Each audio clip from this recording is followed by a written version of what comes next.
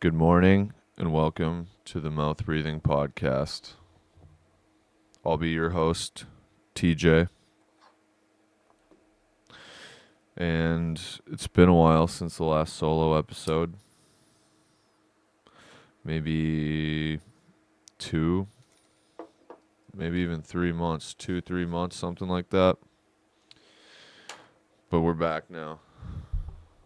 And what I'm kind of thinking is, I think I might just do quantity over quality and just start busting out episodes, even if they're solo episodes. Maybe I'll get some more people from my life involved, but really the big barrier that I need to get over is the editing part. I have fun talking with people and whatnot, but it's putting all the stuff digitally and posting it. I don't know. I used to think I was pretty tech savvy when I was obese and really good at World of Warcraft, but as time's gone on, I realize I'm not tech savvy. I'm just pretty decent at getting obsessed with one video game at a time and getting pretty good at it. As I've gotten older, I've been trading out the video game obsession for some other fixation. Right now, it's my business and martial arts. I have I have some other things that I would like to be good at too that I need to put more time into. But I have the same issue that everyone else does. I have a lot of stuff I want to do, but not enough time in the day. So, I don't know, trying to figure that out. George Foreman died yesterday. RIP to a legend. At the young age of 76, taken too soon. But, big dogs, they usually don't live as long as little dogs. This is something that I've been saying ever since I realized that I am also a big dog. Life is a big dog. It's kind of like burning the candle at both ends. It's sick being the big dog. Everybody loves a big friendly dog, right? I think that it's not very controversial for me to say that a well-trained big dog is much sicker than like a well-trained little yippy dog. And that's not a euphemism. That's like just talking straight dogs. If we're talking people, it goes without saying. Just like big dudes are way sicker than little dudes. Because when you're a little dude, you get this Napoleon complex kind of thing. It spills over into other aspects of your life. Now you have a power control over what? Over nothing, just because you want to make sure the big dogs know that you're still the man, even though you're a little dog. And that's not to say that some little dogs haven't done great feats in all of history, but there's just a little complex there. I didn't really used to believe in it. I still don't know if I really believe in it. There's just some smaller people that now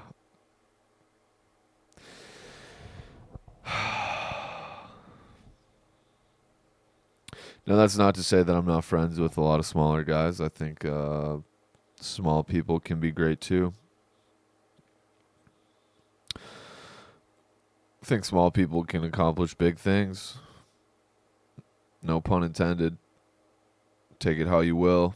I'm going to get off this topic though. I'm not really sure where I'm going with it. Main thing I want to say is George Foreman, rest in peace to a great one. When I watch him fight, like I'll go through and watch his highlights. It's kind of akin to my fighting style. And I know what you're thinking, like, What are you talking about? No, it's not.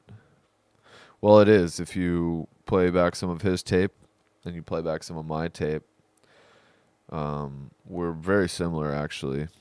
Not in like the in terms of power or anything, because I don't have that crazy George Foreman heavyweight power, that mythical power. But we are both slow as fuck when we punch. You look at his highlight reel, it kind of looks like it's getting played in slow motion, which is similar to my highlights too. We're both slow punchers. He's got some power and a little more technique. Um, I guess maybe it's kind of not fair to say that we're pretty similar in fighting style. I should say we're similar in like speed, in speed levels. We're both just slow as heck, man. But there's something to be said about timing over speed. Maybe as the fight goes on. Speed's pretty cool. Speed kills. Speed's a good thing to have, especially in the beginning before you're done feeling each other out and all that.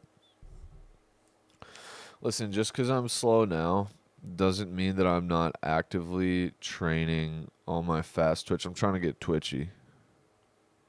I'm trying to get real twitchy here. And honestly, it has been improving. Okay, maybe I'm not similar to George Foreman. Maybe me when I 2, 3 years ago, 1 year ago, when I was still, I mean, I'm always learning, but when I was really like learning, when I was real green, maybe then we were pretty similar in terms of speed.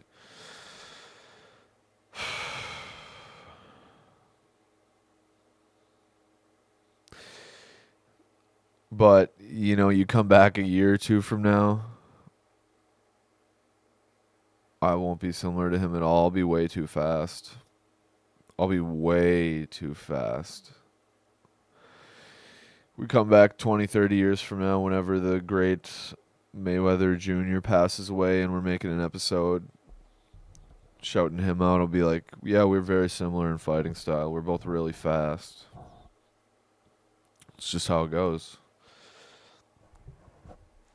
I'm trying to be the same animal but a different beast. Slow now, fast later.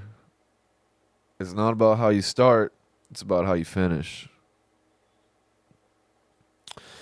Started it I'm a big believer in it's about how you finish, not how you start. I mean, I have to be. I was fat for 16 16 years, like real fat. And honestly, it's not about how you start, it's how you finish. I would trade being a fat loser for being a real in shape, super sick, just sick as fuck adult like I am now. And I feel like because I was a late bloomer, maybe most things in life will come a little later to me. Like maybe, on average, it can be generalized that a fighter's prime is early 30s, 32, 33, 34, whatever. Maybe mine's pushed back a little bit because my biological clock is just ticking a little slower. Maybe I'll be fighting until I'm 55, competitively. Now that's not very likely, but you know, I'm not going to rule it out until we get there. Right now, I'm almost 29 and a half.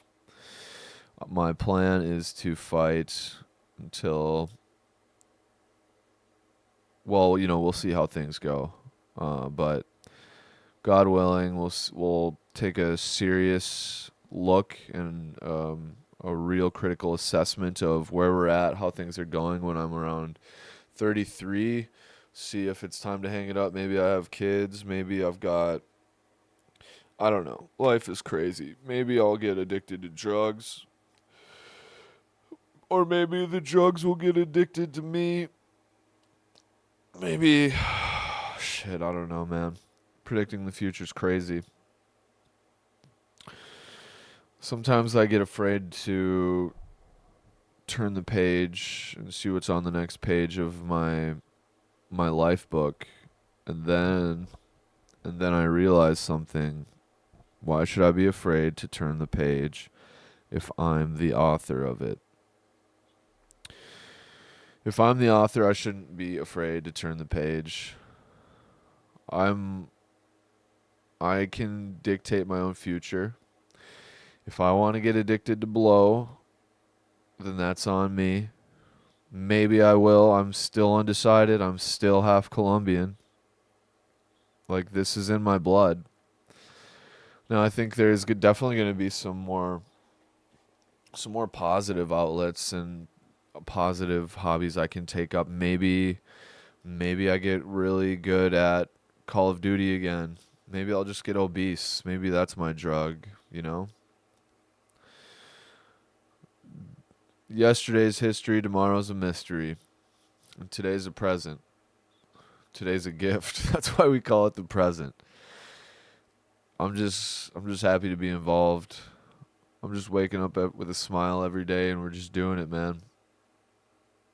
We're building some shit over here. Man, life gets easier when you have a purpose. I'm getting sidetracked though. I've got a lot of stuff I want to talk about. I have maybe an hour and 15 minutes before I need to think about heading over to train here for the day. Today we've got some Muay Thai sparring, some fight training. We'll do some pads before the sparring class. Then after that we'll jump into some MMA. Before I started training, if I would have been like, okay, on Saturday morning you're gonna go train for 2.5, 3 hours straight, and it's like you're gonna be sweating the whole time and breathing heavy, and it's gonna be intense. I'd be like, what? That's literally not even possible. Actually, that's not true. I was in wrestling. I've been doing shit like that for years now. But to the average person, they'd be like, that's crazy talk. It's not crazy. I'm just not you. It's not crazy. I'm just not you. Speaking of Muay Thai this morning, I did just get back from Thailand.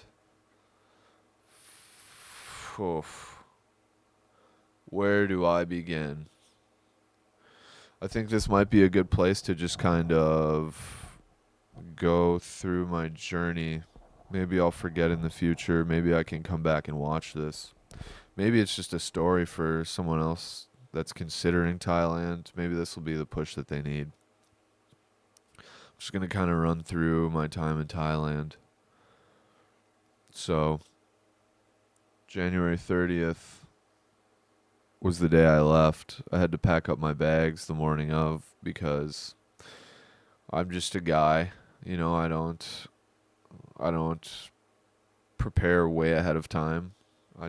All I needed was workout clothes. It's not like I'm packing any super fresh outfits. It's not like I need my high top dunks. It's not like I need my ones with me, you know?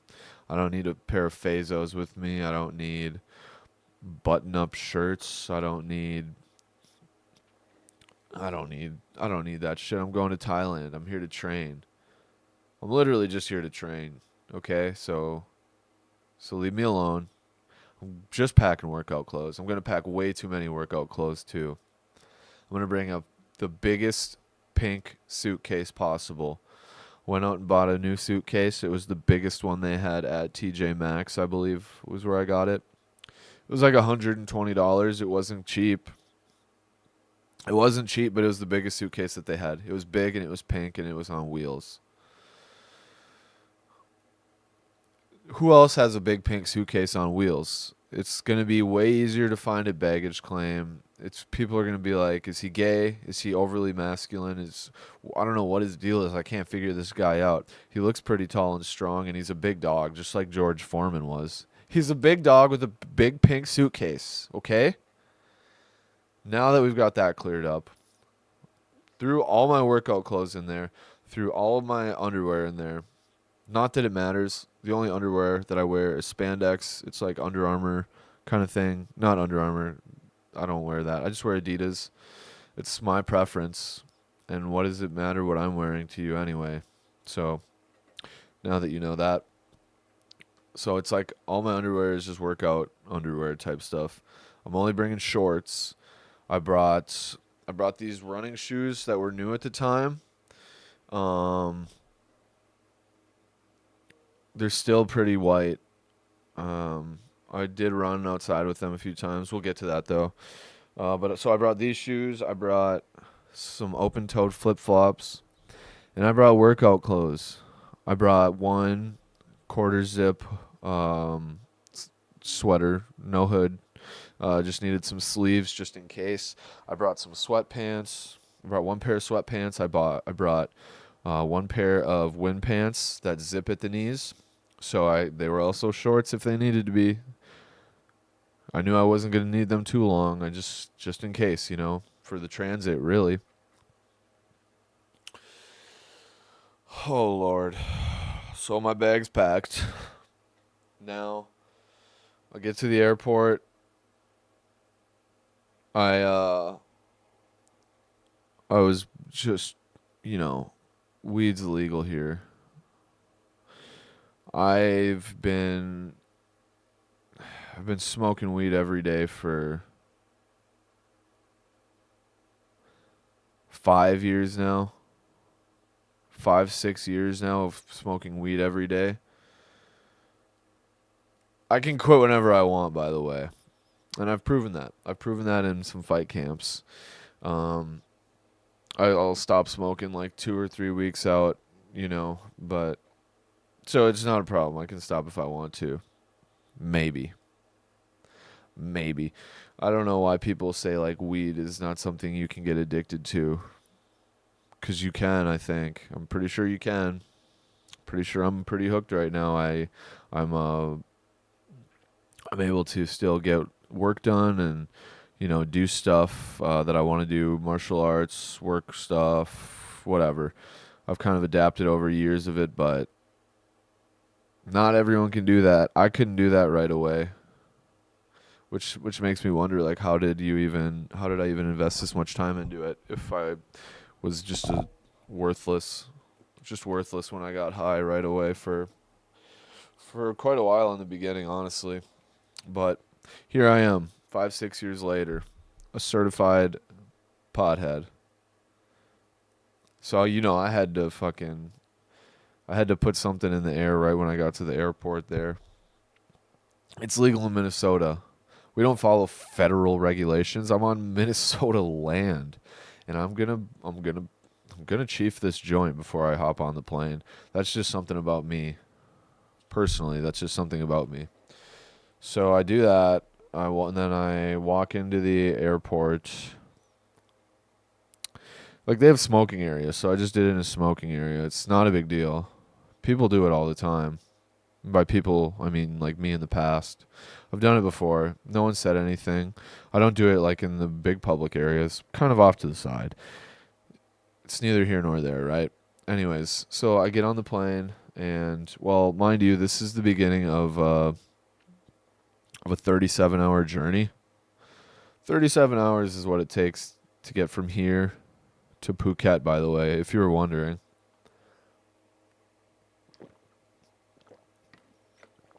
37 hours. So I had two pairs of headphones. I need a wireless one for my phone, and I need one with a aux cord for the plane because I'm not going to use those lame little earbuds they give you. Those hurt my ears. I have cauliflower ear. I'm sorry, I'm not like you. Sorry, built different. You want some earbuds? This is the flight attendant. Would you like a pair of earbuds? Ooh, sorry. Built different. Sorry. Got some cauliflower ear. Those won't work for me. It's just not gonna work. You wouldn't understand. You just wouldn't understand. By the way, I only have preventative earbud cauliflower ear in one ear. I could make it work, but you know, Same beast, different animal kind of thing. You wouldn't get it. You wouldn't understand what I've been through. Enough said. So I bring 2 pairs of headphones. I bring it's called like a neck turtle. It's a vastly superior neck pillow. Essentially, it has a convex shape. So it's like an angle. It's like a triangle here. A triangle is the strongest shape. Uh, it's just the strongest shape. That's why the Egyptians built the pyramids. It's just sturdy, thick on the bottom, skinny up top. That's why Christmas trees are in triangles. Look into it. Look into it on your own time. I'm not here to talk about geometry. So then it kind of like makes an angle here, and you can put it wherever you want. It wraps around your neck so it holds tight, and then the angle's here, and you can just kind of just sleep on it. It holds you up. It's probably a lot easier to understand that if you're watching the video portion of this. That should be available on YouTube if you are very curious about what just happened. Anyways, so I got my neck turtle, 2 pairs of headphones. I got a couple extra pairs of clothes in there, like another pair of socks, another pair of underwear. I got compression socks, by the way. You don't want deep vein thrombosis. That's just something you want to avoid. And then I got another shirt, another pair of shorts, whatever. I am a big dog. This has been established. And one thing about big dogs is, okay, well, I'm a unique kind of big dog. I feel like part of being half Colombian is that I have skin that it kind of is just like naturally oily. I'm a little dewy, I think people would call it. I think women in the beauty industry would call that dewy skin. Dewy like grass in the morning. I'm also kind of half working right now, so I need to be available to take a call if that comes up. Got my phone in front of me here. It's part of building something. Let me get back to the story. I got dewy skin. I know that I'm going to be oily. I know that around between hours 24 and 30, there's going to be a little bit of a body odor factor here.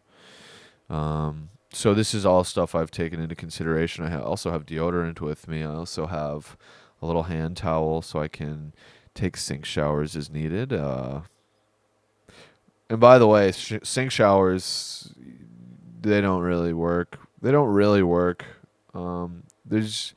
know why. I feel like I'm covering all of my body and scrubbing where it needs to be scrubbed. All this, but it just doesn't compare to like an actual stand-in shower. And I don't understand why that is, how that could be, but it just is.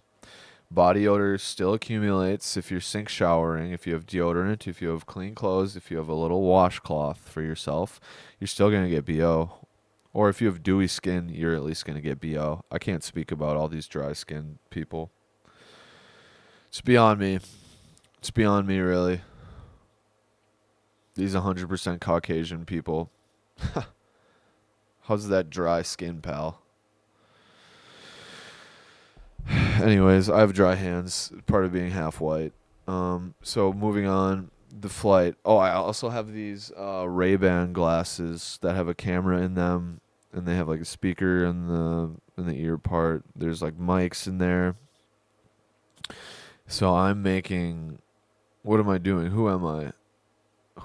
I'm thinking to myself. I'm like, in my deepest heart, in my heart of hearts, I think that I'm just a little troll. I really am just a troll in my heart of hearts, and I don't have a lot of content to back it up, but I do feel like I'm a little prankster. I'm a little kind of mischievous sometimes, so I bring these glasses with the intent to make something funny that maybe one day I can look back and laugh at. Maybe I can share it with someone else and they can laugh at it. Whatever. So I have these glasses. That I'm just keeping in my back pocket. I'm ready at a moment's notice if shit pops off. If shit pops off, the glasses are going on. Holy cow, is that Kent Clark? No, that's just TJ, and he's trying to troll you. Oh. So I'm ready if shit pops off. Um, First flight, we go to LAX, 5 6 hour flight. Nothing crazy. Nothing really crazy compared to what's to come. Um, I get to LAX. I have a 6 hour layover. Oh my gosh, why did I get the cheap tickets? Why am I so poor? I had to get the cheap tickets with a 6 hour layover. Don't care. Still going to Thailand. Still worth the trouble. 6 hour layover. First thing I do, pull up to the old Hody. Take a lap around the LAX, see what's good. And then I pull up to the old Hody. Now, keep in mind, my next flight is on Xiaomen Airline, a Chinese airline. And the service was great. I actually enjoyed their food and everything. I have nothing bad to say about the airline. But the only problem was I was very unfamiliar with the Chinese language. So I had to quickly pull up the old Google, and I learned. I'm a very thankful person. I like to say please and thank you whenever I can. You know, just good manners. It's part of being a blue collar individual. So I had to teach myself "谢谢你的服务," which means thank you for your service. I just want to let them know I am appreciative. So I learned that phrase immediately when I was checking in my bag, whatever. There was a brown woman. I don't want to assume race, but I'll take a shot in the dark here and say I think she was probably Indian or something like that. So I pull up to the old Hody, I pull up to the counter for checking my bag, and I say, we'd talk whatever. Here's your boarding pass. Check this bag. Yada yada yada. And I hit her with the "谢谢你的服务," and she's just confused. She didn't speak Chinese at all. It turns out she's just very American. And my question is, how did you get this job at Xiaomen Airline if you speak zero Chinese? Something that I've been thinking about since I've gotten back, since it happened, but it's really neither here nor there. So I check my bag, whatever, go to my gate, and then I'm like take a lap around, see what's good. Then I realize like, man, I have 6 hours here. I can I can get a lot of steps in. I could maybe pull up my laptop and do a little work. But it was very late. It was late at night. I was catching a red eye. Business hours were done. No calls to take. There's always something to do, but in that moment, I was had my mind on other stuff. So I go to a bar, and I just start chugging wine. And what I told the bartender was, listen, it's simple, really. I need a flatbread. I need a Mediterranean pizza. I need you to bring me champagne in the fanciest glass you have. If you don't, I will send it back. So thankfully, they were able to find some champagne flutes for me to drink from, and I got pretty turned there. I did spend about 4 or 5 hours at the bar, just sitting there. Various travelers came, various travelers went. Made some small talk, made some medium talk. Nothing too large, nothing too groundbreaking, earth shaking, thought provoking. So did that. Go over to Xiaomen Airlines. Drunk as a skunk. Drunk as a skunk. Everyone is Chinese, which is cool with me. But I was just hitting everyone in line with "谢谢你的服务," "谢谢你的服务," "谢谢你的服务." People are like, I don't even work here. Why are you thanking me for my service? It's called manners. I'm just being respectful. I know respect's a big thing in your culture. That's the last thing you want to do is accidentally insult someone's culture. That's how you get them pissed off. Get on the plane. Oh my gosh. So I get on the plane, just hammered. First thing I do, oh, this is like a 20-hour flight, by the way. Keep that in mind. 20, maybe like 15 or 16-hour flight, by the way. Keep that in mind. So the first thing I do is I get on there drunk and I just go to sleep for like probably the first half, which wasn't timed very well because we were going over really far to the west. So I went to sleep. It was dark out. I woke up. It was dark out, and it was still dark out for like the next 10 hours or however long I had left on the flight. Thank my lucky stars, I did not have to get the middle seat in my row for that one. You know, I'm on the cheap tickets. It's not first class. You can't lay down where I'm sitting. You can't lay down where I'm sitting.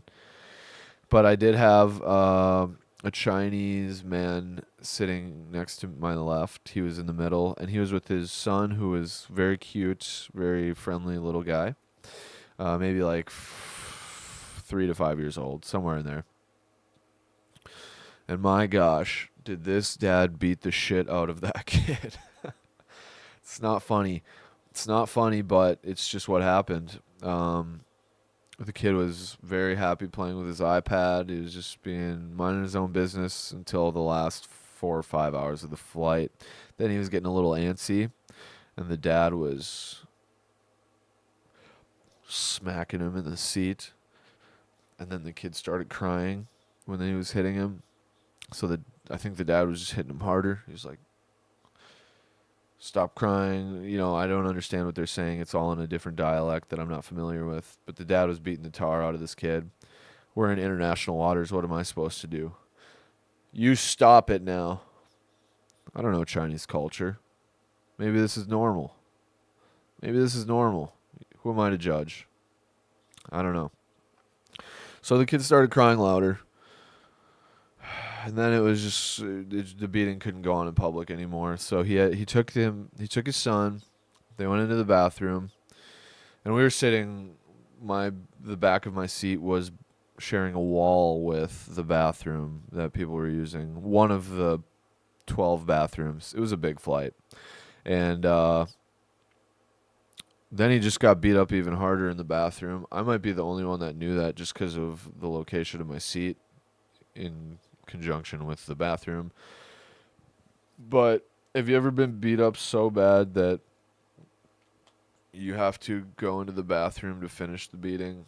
I don't really understand it. Again, I'm not Chinese. I don't know the culture. You guys can do what you want. I'm happy to be here on Xiaomen Airline. Don't take it the wrong way. I'm happy to be in this seat on my way to Thailand. So yeah, you go do your thing. Not something that I would personally do. Made me feel a little bit uncomfortable.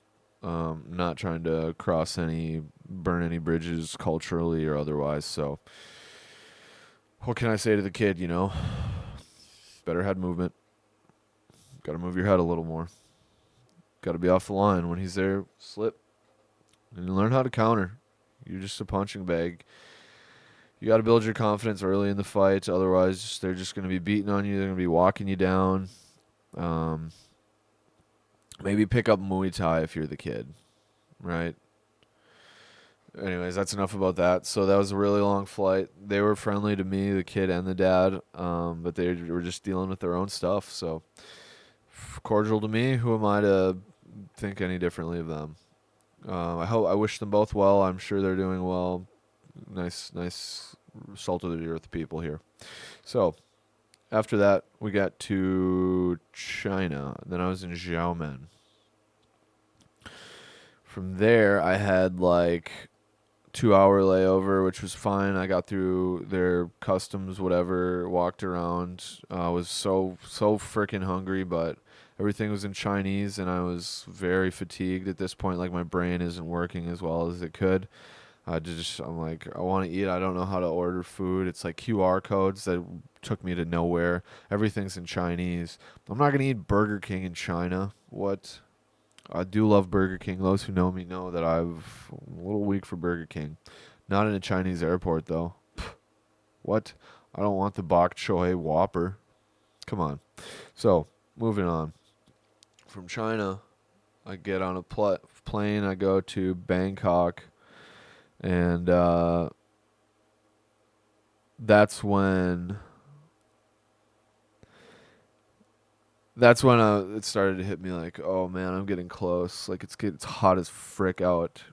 Just getting off the airplane on the catwalk into the airport, it's like, damn, like this is toasty. This was actually the shirt that I was wearing too. I don't have a lot of shirts. I just have workout clothes and khaki pants. That's really all I have. I have workout clothes and work clothes.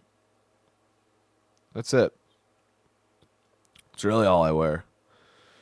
So people that like hate on my swag or whatever, sorry, I'm busy building something. You wouldn't understand.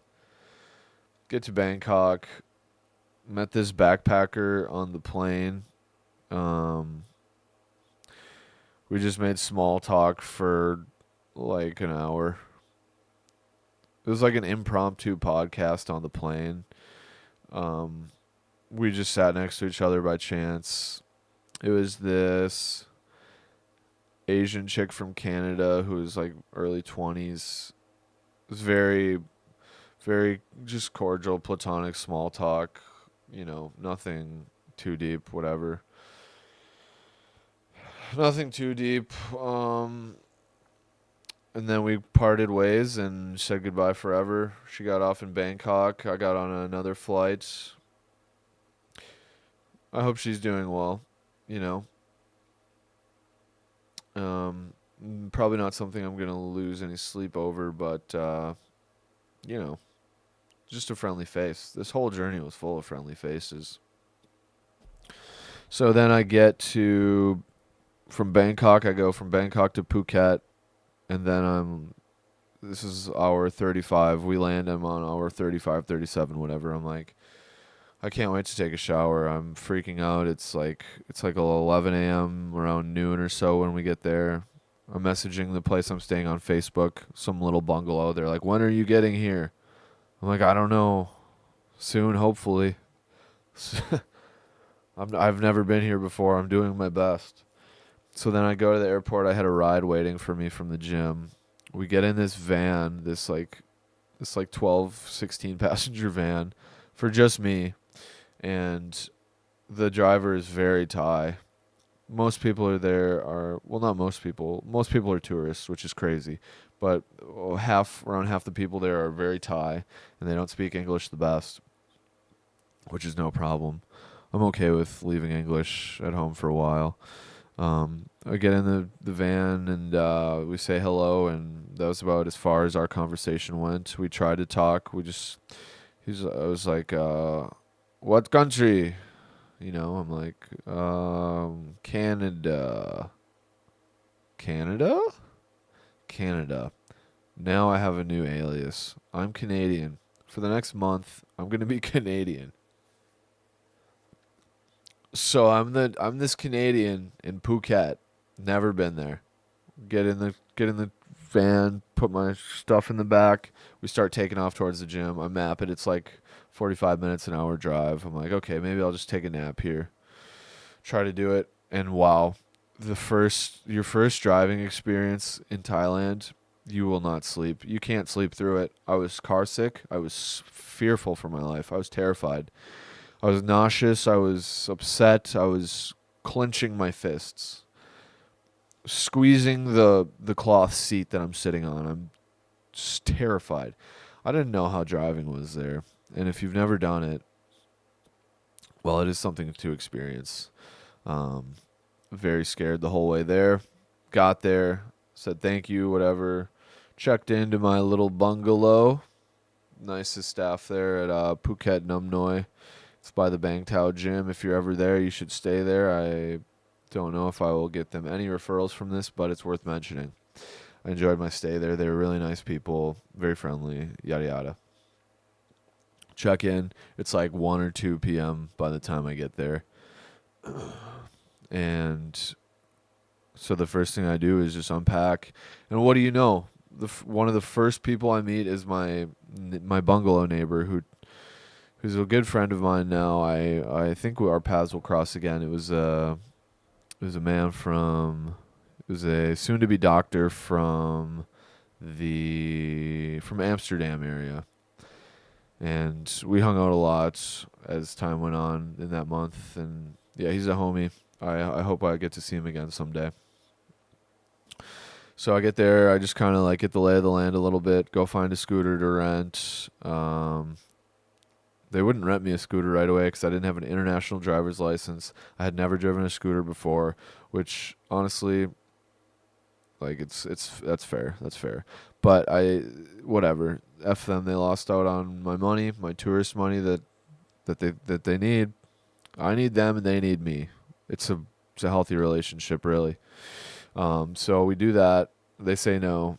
I'm just walking around. I find a dispensary. Got to get a bada bong on day one. Bada bong on hour one. Got some kush. Ate some good Thai food.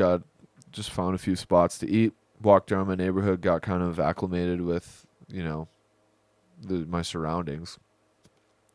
I was gonna say the climate, but that I'm still not sure I'm acclimated even after being there for 4 or 5 weeks, whatever.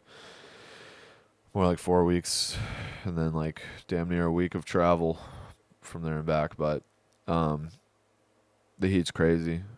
The heat's crazy. So that was didn't do much on day one. Just got some kush, checked out my MacBook, got the lay of the land, acquired a scooter, and the next day was my first private training session.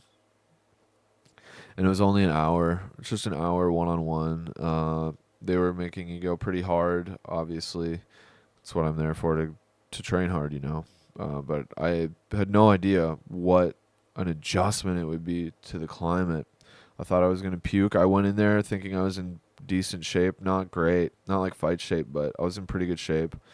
So I thought I was gonna puke there, and then I'm like, all right, well, tomorrow the real shit starts. Muay Thai in the morning, Muay Thai in the afternoon, Muay Thai at night, whatever. So went to bed, woke up, and I started the grind.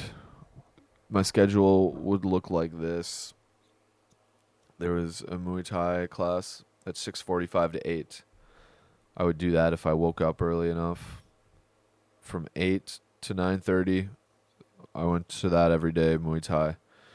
After that, you shower, you go eat, and then I would go back to sleep. I would take a nap until I woke up and trained again. And then after that, I would shower and I would eat, and I would probably go to sleep. So that was my day, Monday through Friday, for 4 weeks straight. God, I loved it, man. God, I loved it. I need to go back. I need it. But we'll see when that happens. I don't think it's going to happen anytime soon. I need to get a few more things straightened out in my life over here first. But it is always in the back of my head, and it will happen again someday. This is a promise I've made to myself. I will be going back to Phuket.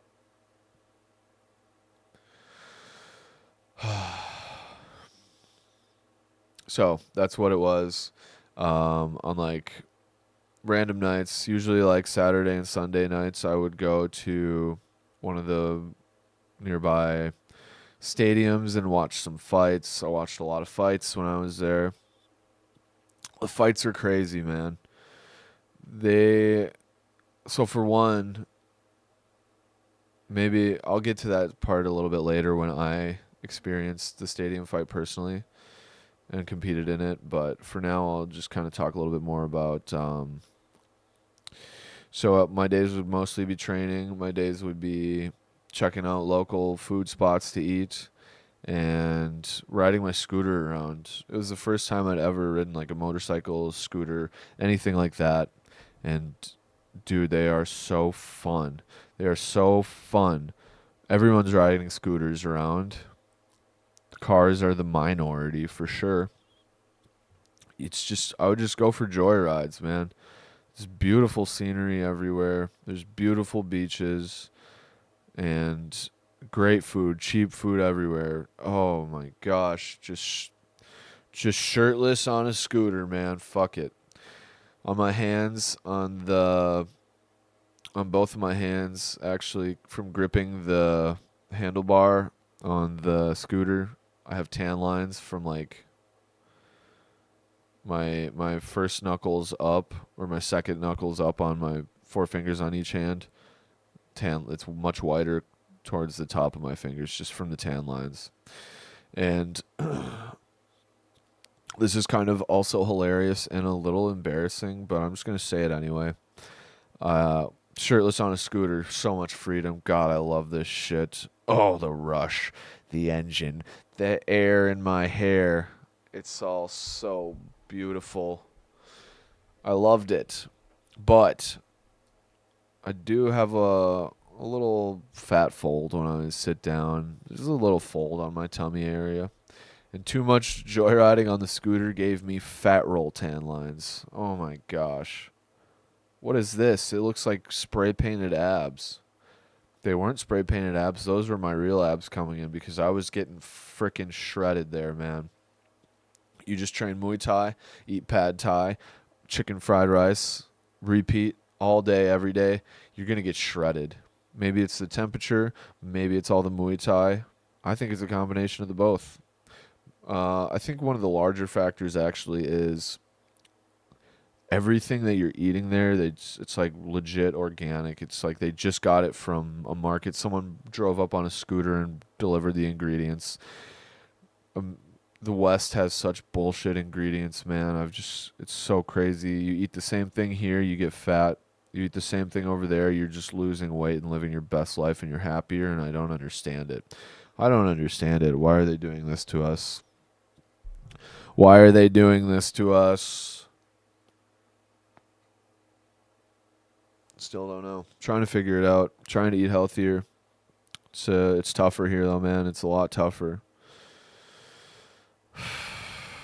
Paying $2 for a pad thai over there. Give them $1 tip and they're freaking out. No, no, no. This is too much. I can't take it. Said, shh, shh, shh, shh, shh. You know I can take you away from all this, right? Oh, really? That's not what they said. I never said that to someone as I tipped them either. But I did give them $1, $2 tips, and they would just be in disbelief. They're like, I can't take this. I can't take this. Like, this is too much.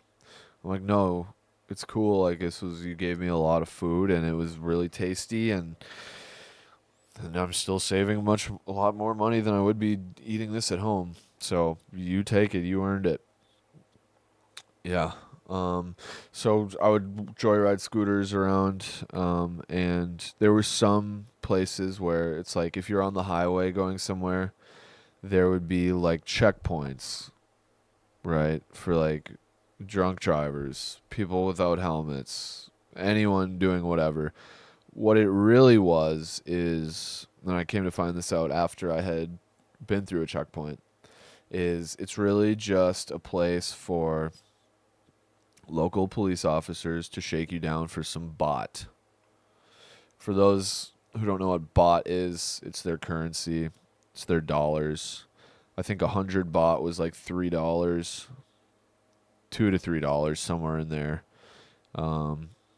So I got pulled over once, and I didn't have my international driver's license. So the cop told me that this is like a big offense. Like, this is like a 10,000 baht fine. So like $300. I'm like, this is like a 10,000 baht fine. Like, you just give us 1,000, just go. I'm like, oh, you just wanted $30. Okay. Thanks for the minor inconvenience, I guess. Here you go. On my way. Boom. Now, the first time this happens, it's like, oh, sick, cool. Like, I can tell people that I got shook down by the cops. The cops shook me down in Thailand. Cool story, whatever. If it happens the second time, it's like, oh my gosh, can you leave me alone, please? This only happened to me once because there were some parts of the motorway that I would take, like the highway, where it's like, okay, there's probably going to be a checkpoint here. what I need to do is ride in a group of people, so you're less likely to get pulled over. I mostly with locals. I think a lot of the locals they just let skirt on by, but I'm just like this huge white passing guy. Like, oh, here comes the money. You know, whatever. It was a cool experience. I only got shook down once, and now I can say I've been shaken down by cops in Thailand. How's that for dad lore? Pretty good.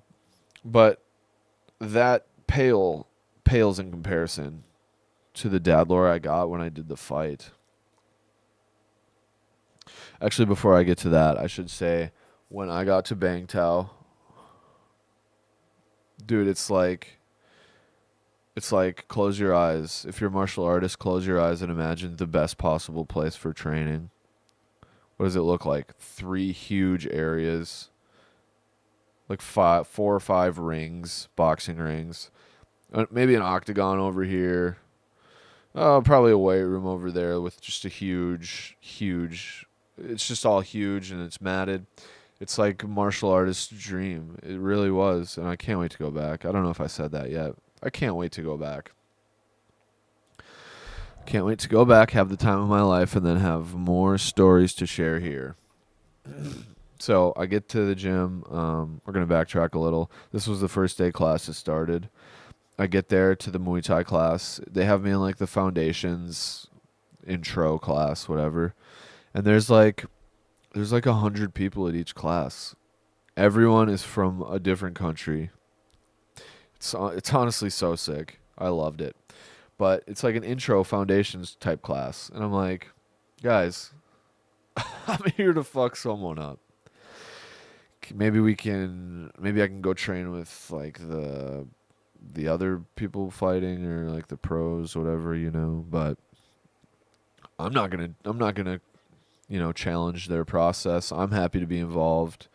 I'm sure that in time they will see I'm here to compete, and yeah.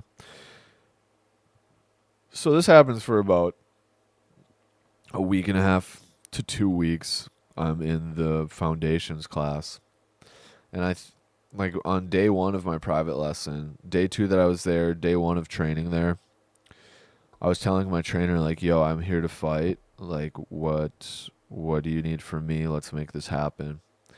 And I don't think I was telling the right guy.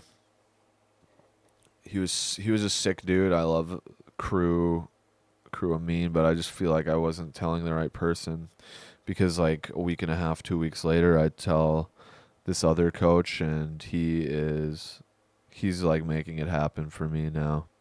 He's like, okay, well, if you're gonna do a fight, like you should be training with the other people that are competing. So I'm like, yeah, okay, cool. A day or two later, I get put in with the real people that are there for competition, and there's just a stark difference in partner skill level. I don't want to bash like the intro foundation class, but it's really a mixed bag. Some people are just there on vacation and they just want to try out Muay Thai. They're on day one, whatever, which is cool. I love it. Continue your journey. We'll meet again at the top of the mountain. Some people have been doing it for like 10 years. And like, I don't know why you're here. You should be over in the competitive area, whatever. So that was like my introduction to getting into with the competitors, the fighters, the pros, whatever. Before I get to that though, there was one dude who it's really a mixed bag when you're in the big class, the intro foundations class. You don't know who you're going to train with. Seriously, some people are legitimately on day one, and some people are like one of my last training partners I had there. Some of them are like in their 50s, late 40s, and they're just out for blood. Like, yeah, I'm 48. I'm coming here to fuck some young guy up. I still got it. Oh no, I still got it. I just fucked someone up in Phuket. It was in training. I fucked him up in training. Cool, man. Well, if that's what you're here for, I'm glad I could. I'm glad I could sacrifice myself for you. So I go with this guy who's late 40s, early 50s, whatever, mid 40s maybe. I don't know. He was older than me. I feel like when there's a certain sized age gap, you're just like, oh, he's just other. He's older. I don't know. He's other. I can't really tell. And that's where I was at with this guy. And like the round starts fine. I like to set the pace gentle. I like to start with a nice gentle pace, tapping him, whatever. I'm like, okay, cool, like whatever. This guy's older, whatever. Like, we'll just go chill. I go chill with everyone in sparring, by the way, in training at least. I don't want to get injured. I don't want to leave my career in the gym type shit, you know? So, here we are. I'm setting the pace. Pitter patter. Maybe a kick here and there. Nothing hard. But he just fucking starts throwing spinning kicks as hard as he can, trying to kill me, trying to take me out of the game. And I'm like, oh my God, come on, dude. I'm like, let's go a little lighter. Come on. Like, what are we doing here? You're trying to take me out. Okay, cool. Go again. Kicking hard as fuck. And I'm like, come on. All right. If you want to do this, like, we can do it. Like, I'll do it with you. I'll play this game, but this is stupid. I'm telling you now, this is stupid, but I'll play your game. I'm a stupid guy. I'll play your stupid game. So then I just start kicking him hard back. I'll clinch him and like hit him with some knees that are more forceful than I would usually do. But like he's made it clear like he's on that BS, you know. So here we are. I'm kicking him, punching him. He's punching me. He's kicking me. This 50-year-old, late 40-year-old man. This is embarrassing. I don't even know if how best to say it. I don't know if I even want to share it, so I'm just gonna say it. He kicked me in the liver and dropped me, and it was the only time in the whole camp that I've been dropped. My whole time there, it was the only time I got dropped. And that's not to say he was the best person I went with. I went with people much better than him. I went with some real serious beasts that could have taken my head off if they wanted to. I went with people that were worse than me that had good control. I went with a lot of people. This guy was not the most skilled athlete. He was not the most powerful athlete. He was not the biggest. He was not the fastest. He was just the one on the most bullshit. Just for the record, a lot of people could have dropped me at will there. There's some real beasts there. This guy was the only one that actually did drop me. Ego, lack of control. I don't know. I'm not going to pretend to know, but moral of the story is I got kicked in the liver by a 48-year-old guy and he dropped me. And then at that point I'm like I go to the ground. I'm like, "Oh shit." And then he like comes over and he's like, "Oh, are you okay?" He's like rubbing my stomach. I'm like, "Get the fuck away from me, you boomer." What? You're going to kick me in the tummy and then rub my tummy? What is this even doing? Are you like flexing on me? Is this like a fake gentle flex? What are you doing? He comes over. I'm laying on my back like this. The round is like, it's over. And he dropped me right at the end of the round. So thankfully I didn't have to miss most of the round because it was over. But I'm laying on the ground in between rounds and he like rubs my stomach. And I like look at him while he's rubbing it, and I like take his hand, and I just move it off. And then I think he realized like I was annoyed with him at that point. And then that was it. We never talked. We never talked again. We didn't talk about it. We didn't train together. It was just done. It was that. He's so good for you, bro. I think maybe he was German. I actually don't even remember for real. But he can go back to Germany and tell all his friends about the time he dropped the 29-year-old 6'4" fucking Adonis from Canada. The Canadian Adonis. Yeah, you ever seen that statue of Michelangelo? That's what he looked like. He was 6'4", and I dropped him with a liver kick. Yeah. Yeah, I'll be back in Germany soon. See ya.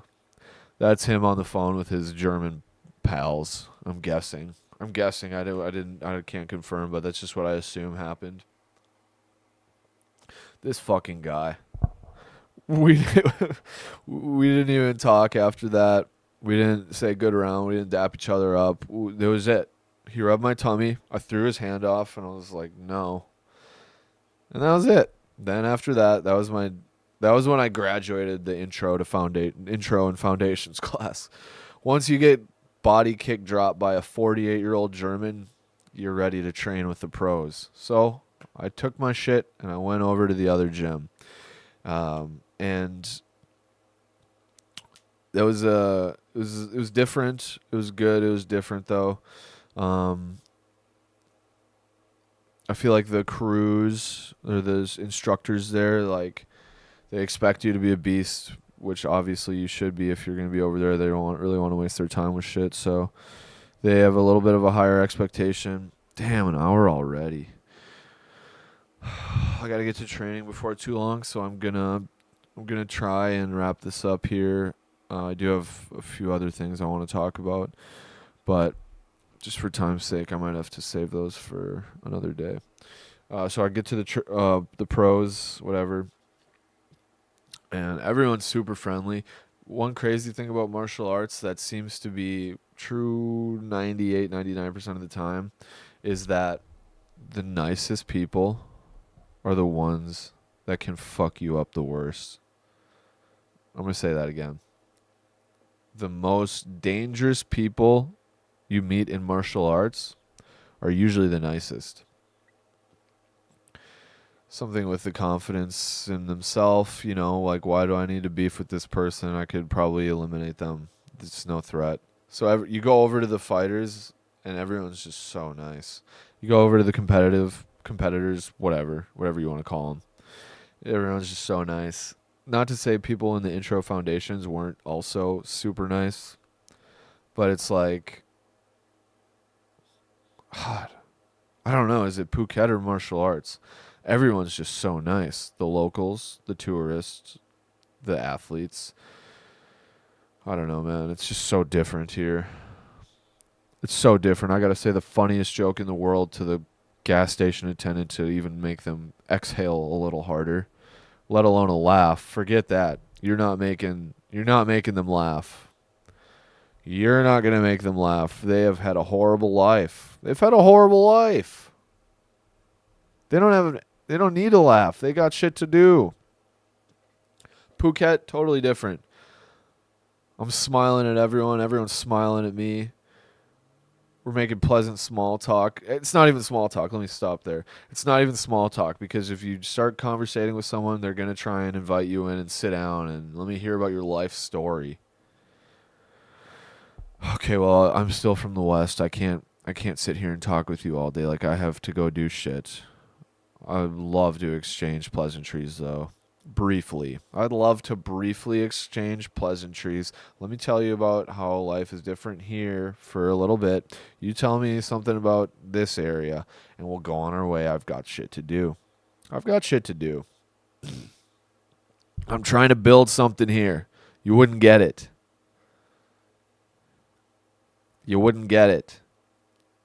So I'm training with the fighting team. I'm training with the pros, the competitors. I'm going to call them the competitors from now on, just for ease of reference. I'm with the competitors. I'll do that for about a week and a half or 2 weeks. And then it's fight time, baby. It's fight time. Fighting is just a shit show there, man. It's a crapshoot. So I thought I was fighting my third weekend there. I was getting ready. Like, I was tapering training and stuff, and they're like, and then like a day before, they're like, "Oh, actually, we'll have you fight next Friday or whatever." I'm like, "Oh, okay." I was like tapering training, but whatever. I'm glad to be able to fight. I'm gonna roll with the punches. Like, let's make this happen. Let's just do it. Cool. So keep training. Start tapering training again. Training schedule's all fricked up now. Not too fricked up, but it's just like not how I would ideally do it here in the West. You have a set date and it's gonna be that day. Like there's no ifs, ands, or buts. It's gonna be this day unless you get injured. Like plan on this day. Thailand, it's like probably gonna be this day, but I'll let you know like the day of if we're gonna change the dates, right? So start tapering training, planning on a Friday fight, getting ready. Thursday rolls around. They're like, actually, we're gonna have you do it on Sunday now. I'm like, okay. Kind of missed out on a lot of training opportunities here to do like some good 2-a-days and just really dial it in. But hey, let's do it. I'm ready to go. By this point, I'm like 4 weeks in, training multiple times a day in the heat, eating good, sleeping good, water intake good, all that. I'm pretty damn shredded at this point. I got abs. I got the little V lines and shit, and I'm ready. I'm ready to go. Training could have been a little different, structured a little different, but either way, I'm here. I'm ready to roll. Let's do it. So then I find out I meet these two German guys. And I got them on Instagram. They were cool dudes. They were also apparently fighting on this card with me. And so we get told that, like, let's meet at the gym at like 6 p.m. on Sunday night, and then we'll go down there together. Like our instructor will pick us up in a vehicle, and then we'll go down to Patong, and we're gonna go to Bengal Stadium, and we're gonna go fuck some guys up. I don't know who we're fighting. No one knows who they're fighting. By the way, before I get too far ahead of myself, the weigh-ins are crazy. You literally weigh in at the gym. They don't take a picture of you on the scale. They don't do anything. You do your fighting pose, whatever that might be. I tried to smile, and I found out like that's kind of cringe. So I didn't smile. It was mean mugging. And then you hop on the scale, and they send a Facebook message to the promoter with like your weight, and your picture, where you're from, all this. So who am I? Who am I? What is your first and last name? Well, my first name is Little, and my last name is Scooter. Little Scooter from Canada.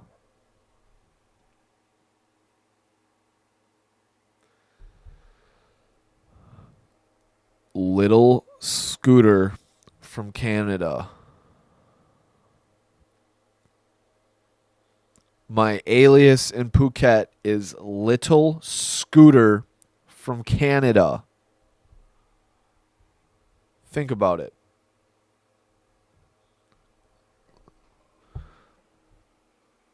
I give them a fake name. I tell them I'm from Canada.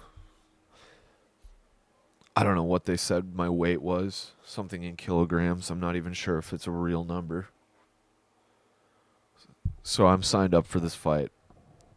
I sign up for this fight. It's Sunday night. They have all completely fake information. It's a crapshoot. No one's checking. There's no blood checks. There's no like doctor physical, blah blah blah. Anything that you would be doing over here in the West, it's non-existent. I'm Little Scooter from Canada, and I'm here to fuck someone up. I don't know who it's gonna be. You don't know your opponent. You just know like you'll probably have a fight tonight unless they back out, or unless something happens. Maybe you'll fight a tuk-tuk driver or a security guard from the venue. By the way, he's had 600 fights and he's fat and 45. You don't know what's gonna happen. So it's kind of like Sunday night. Let's do it. They don't know shit about me. I don't know shit about them. Let's just do it. Fuck it. Dad lore loading. That's what it was all about. It was all about the dad lore. And yeah, it was good. So Sunday night, 6 p.m. I'm at the gym. Me and these two German homies. We ended up waiting an hour for our instructor to show up. He pulls up on a scooter. We're like, dude, what are we doing here? Like, we supposed to go 4 deep on the scooter? I'm a big dog like George Foreman. You think I can go 4 deep on a scooter? Forget about it. This isn't happening. So he goes and gets his car. I think it was his personal car. Picks us up. Thank you, crew. Picks us up, and then we go down there. They get my ass on the aux cord. Well, I'm playing Lil Durk. I'm playing 42 Doug. I'm just playing the most trap rap hood shit that I can think of. They don't understand it at all. I'm in there, fo gang in this bitch, throw it up, type shit. I'm getting hyped up. I'm like, yeah, let's go. I'm gonna, oh man, just getting in the zone. And they're like, just sitting there, because they don't understand the words or the music at all. I mean, how can you not understand like the bass? And I'm getting on a tangent here, but we're going down there. We get there. This was a stadium that I had like bought tickets and gone into so many times. So they like, I think they might have like kind of recognized me. I know they see a lot of people, but they're like thinking I was gonna buy a ticket, and I'm like, nah, bitch, I'm in this bitch today. You heard me? Said I'm in this bitch today, shorty. Fuck you thought this was? Fuck is you talking about? I'm in that bit. And then they knew like, oh shit, this dude's got aura. Let him through. Let him through. Let these guys through. Come on. Let them through. So we go inside, and the first thing you have to do is buy tape and wrap stuff like the tie oil, the hand tape, the hand wrap, whatever. You got to buy all that, which kind of seems like a good business idea for them to force their competitors to buy hand wraps and oil as soon as they get there. Whatever. I'm just glad to be here. I'm glad I get this opportunity. It's some epic dad lore. So, me being a big dog like George Foreman, there's not a lot of big dogs like me and George Foreman in Thailand. So, I walk into the area that like people are warming up and getting their hands wrapped and getting oil put on in. And I like immediately I see another guy like around my size. And it's like before I look at the fighter sheet, before I look at like the lineup, before I look at anything, I'm like, well, this is who I'm gonna fight, because we're the only big guys here. Like, it's obvious, and it turns out he was my opponent. I got the lineup sheets and checked it out. It turns out it was some random dude from Kuwait. He was pretty buff. I'm not gonna lie, he was a buff Kuwaitian, whatever it is. And my name was Little. I don't remember what his name was, but it was Canada versus Kuwait. Talk about alliteration. Canada, Kuwait. Canada, Kuwait. The universe is funny. I don't know. It's like we both just went into matchmaking, just looking for a random match, and we both found each other. And in Thailand, you warm up like in the same room as them. It's like a small room. It's probably like 10 feet by like 20-foot room. Like, it's very small, and you're warming up the whole time. You're watching each other get stretched, wrapped up, blah, blah, blah. And so, yeah, my aura was just like oozing, and I'm pretty sure the dude was like, oh, shit. Fucking A. This dude's aura is crazy. And yeah, my aura was on point that night, because I knew that the dad lore opportunity was there, and I just needed to seize the opportunity. I am someone who also, like, when I'm warming up, I'll let out a few battle cries, it's just a mental thing for me. It helps me get psyched up and ready to like roll, so I'm not a slow starter. And this is very contrary to Thai culture. Everyone's like all chill and ooh wee, ooh whatever, and I'm coming out. I'm ah, I'm just hooping and hollering, and this dude like looks over at me while I'm screaming in the warm up room, and fuck, dude, I wouldn't want to fight someone like that. He was all calm and stuff, and wasn't good. Wasn't good. So we get out there. I was the first one to. Oh, my German teammates did awesome. It was both of their first fights, and my first buddy who went first out of the three of us. I don't know how he didn't finish him, dude. He was hitting like flying knees and spinning shit. It was very impressive. And then the second German guy, it was also his first fight. And bro, dude, they like the fights are such a crapshoot. This dude comes out for a title fight in his like debut fight, which is just crazy. But he did a hell of a job. He was in there banging with the guy, but it was like I think it was like a doctor or ref stoppage because he got a cut, and he from an elbow or something, and yeah, but he put up a good fight, and he didn't quit on his own volition. He was forced to stop. So shout out to the boys. I'm sure I'll see them again someday, and if we don't cross paths again, then I got some internet homies for life, boy. That's 4L, cuh. One thing I liked about being from the West in Thailand is you speak in Ebonics and people just think it's sick. Even if you're white as frick, even if you're white as hell, they're like, holy shit, this dude's tapped in with the hood. It's like free aura. I try and say some shit like that over here, and people are like, man, shut your ass up, you know? But I say it over there, and they're like, damn, this dude probably knows Lil Baby. This dude probably knows Lil Baby. He's probably tapped in. Anyway, I gotta keep this rolling here. Back to the fight. So I'm walking out, and I got the Mongol on. I got all my shit ready. I got my gloves taped up, tied up, all that. And I was the first one into the ring before my opponent. And we learned the Y crew, but dude, I cannot remember the Y crew. One of the German dudes did a Y crew, and it was not bad. It wasn't bad. It wasn't super great, but he did it, and I couldn't remember it. So all I did was seal the ring. I walked in, bowed to hit a little 360 in the middle of the ring, and then go to my corner. My opponent gets introduced. I'm like jumping around and hollering and all this and that, getting juiced, getting hyped up, baby. Let's fucking go. And the other guys just calm or whatever. We seal the ring, take the Mongol off, come in, tap gloves, bow to each other, whatever, and then we go back to the corner. It's about to start. So we come out, and then the loud bagpipes or whatever the heck instruments they are start playing, and I'm like, oh shit, let's go. Let's go, we're doing this. Touch gloves, kick, blah, blah, blah.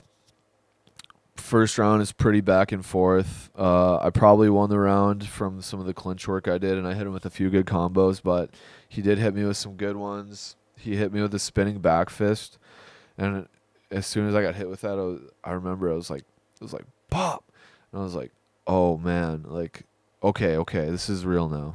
Like this is serious. Like I'm locked in. Let's go. He hit me with like. He tried to hit me with a spinning back kick, and I checked it, which was actually so sick.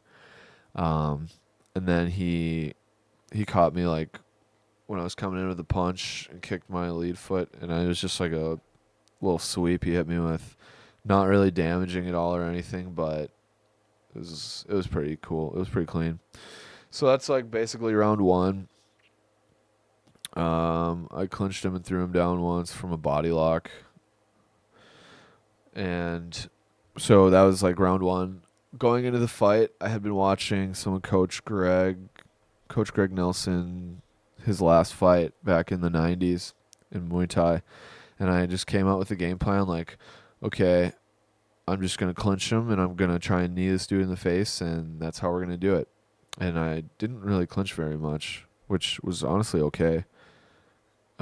Anyways, going into round two, I just started opening up on him.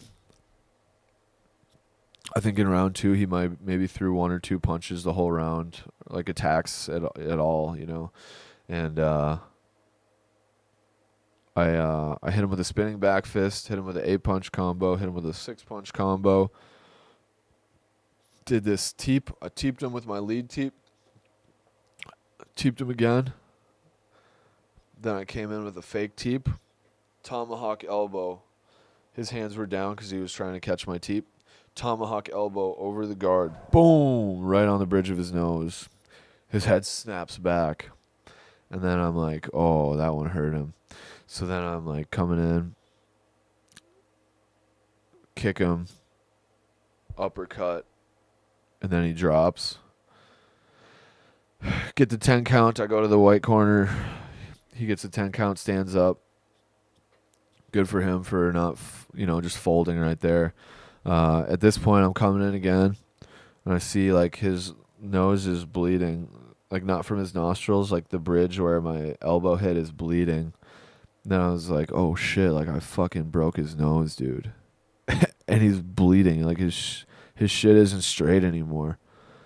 Like I made his nose a little crooked, So I'm like, okay, blood in the water, blood on his face, blood in the water. I'm locked in.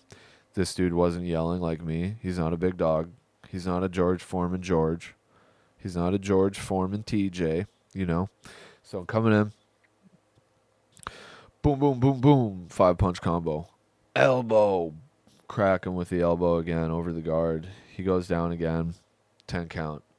He gets up again. And at this point, dude, his spirits are broken. He's just doing it so, like, he's just standing up so he's not like a bitch, You got to keep fighting, whatever. So he stands up.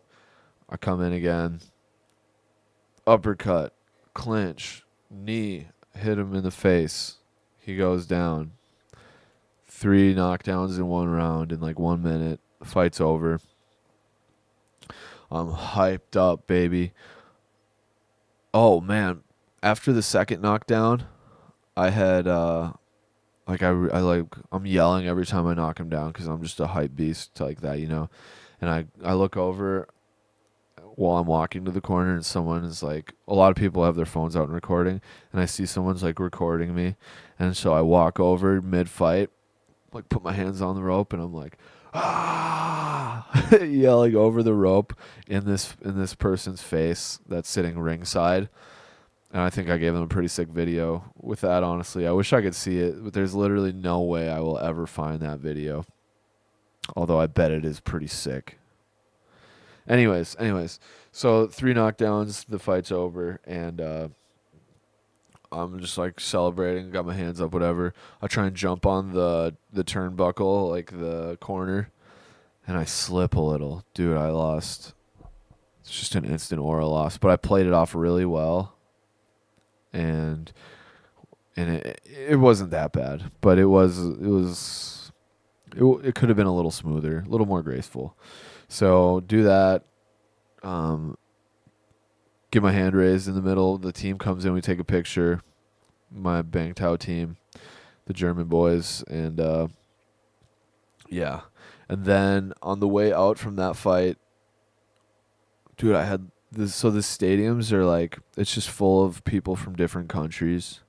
It's just a lobby full of randoms. Honestly, it's just a lobby full of randoms.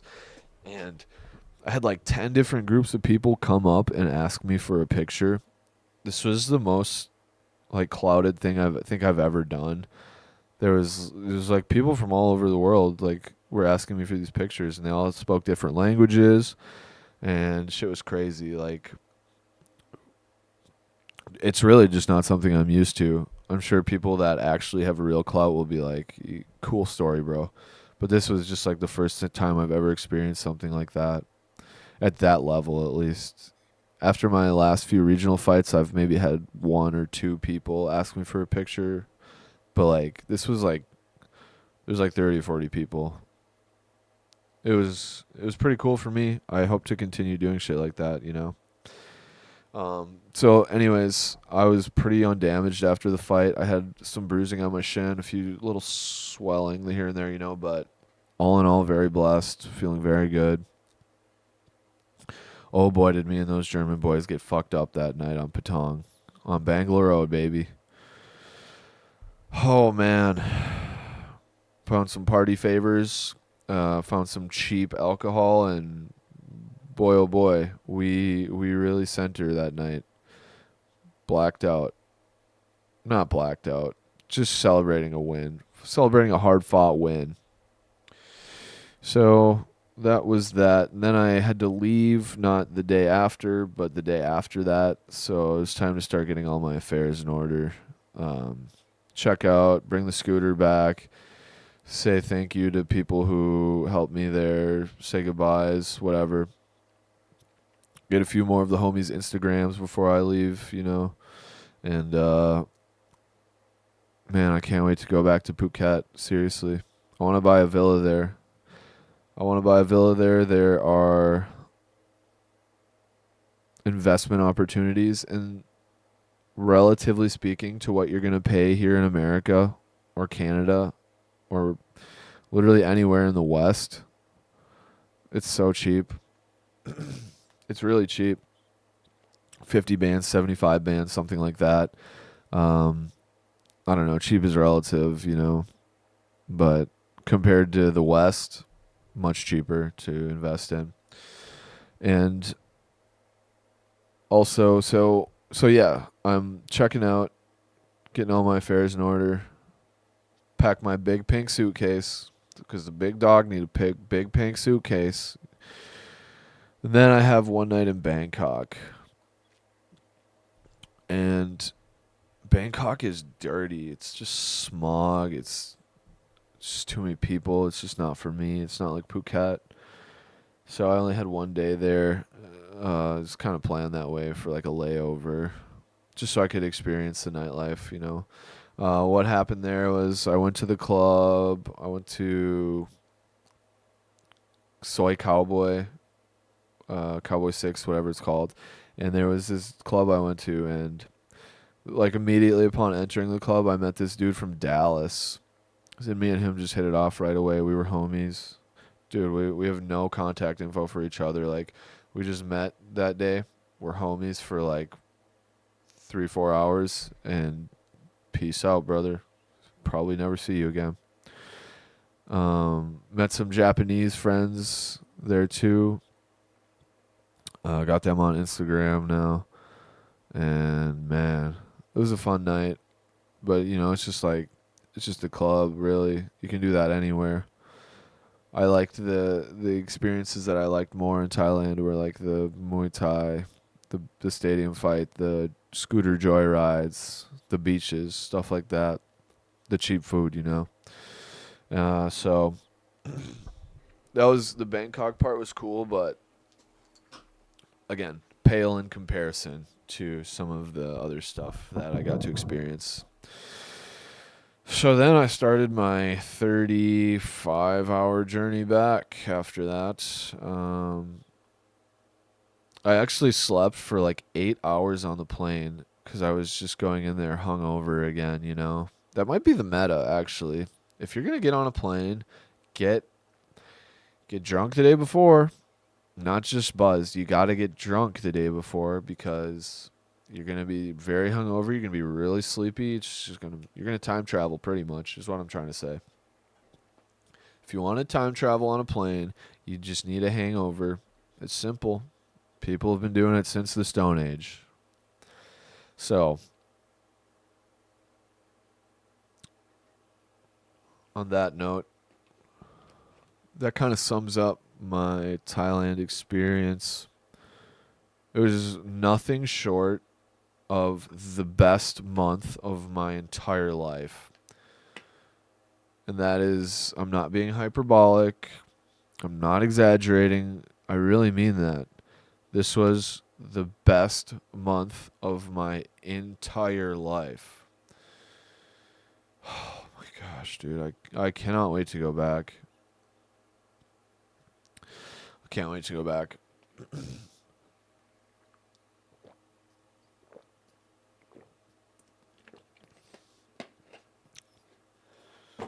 So what are my big takeaways? What did I learn from it all? Honestly, I'm still trying to figure that out myself. Like I was saying, I got in pretty good shape while I was there. Back here in the West, it's going away fast. If I didn't have a fight coming up on May 31st, I actually might be obese by now. So, yeah, what's the takeaway? I don't know. Move to Thailand. Move to Thailand. I'm not the only one saying it. You hear it everywhere. You hear it all the time. And it's true. It's unexplainable. You just need to go there and experience it. Makes me kind of sad to live this life here. But we're building something. So you wouldn't understand if I tried to explain it. You wouldn't understand if I tried to explain it. You just need to live it yourself.